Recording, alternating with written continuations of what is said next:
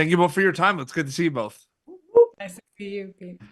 Derek, I just kind of wanted to start very quickly. I mean, a show like this, there's so much kind of happening, and it's a very important show, and it's very serious, important subject matter. Can you talk a little bit about the preparation for this, like talking to Julie, kind of before even going to camera? Like, what's that like for you specifically with this role? For me, it was just being real and raw about the situation, just relaying the truth on what really, really happened. I'm a reservation kid, so, I know my tradition and I know my culture and I know my original ways. So it was just taking that and then adding my craft and skill set into it, bringing it into one. Absolutely. Did it feel like two journeys from an acting storytelling perspective before filming and after filming? Or did it feel like one big journey with many steps? I think it was one big journey with many steps. It helped me grow and evolve in a stronger, good way for sure. Absolutely. It's Sora, right? Saura.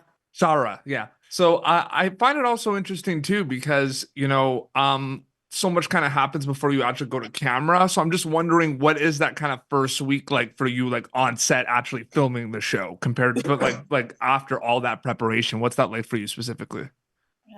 Amazing because we had a month of cowboy camp, which was very needed for me. I came from Europe and landing and like even just the culture shock of it all.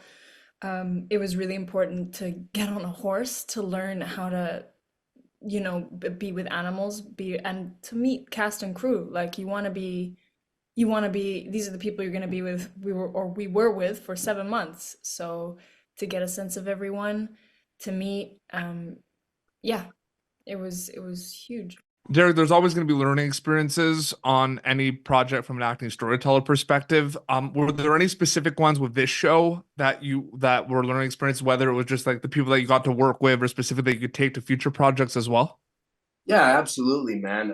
So for me, I'm a rookie to the acting, so I'm always learning, and I always will be. So for me, in my culture, I was hunting. I hunted Pete Bird, respectfully, Sarah, of course. Anybody. If I wasn't shooting and I wasn't filming, there was a lot of times where I'd be on set just watching and trying to absorb and as much as I could get. Absolutely, Sarah. And the last question for you, Sarah, before we wrap up. I mean, I mentioned it's an important show and everything. When people get to watch in the new year, January 9th, American Primeval on Netflix, what are you hoping they'll get out of it, takeaway wise? There's a lot here. It's a very important show, but I'm wondering if you had a chance to kind of think about that a little bit because there's a lot of important takeaways with the show. Huge ones. You're gonna go through a roller coaster of emotions, I assume. It's a very violent show, but we really work towards telling the story as authentically as possible. We were out there in altitude for over, some people were there for over 13 months. We're telling the history of, a very important time, which was very violent in 1857. The Western expansion, it was ruthless. And you get to see some very unsavory characters, but you also get to see how people survive and the messy business of being human.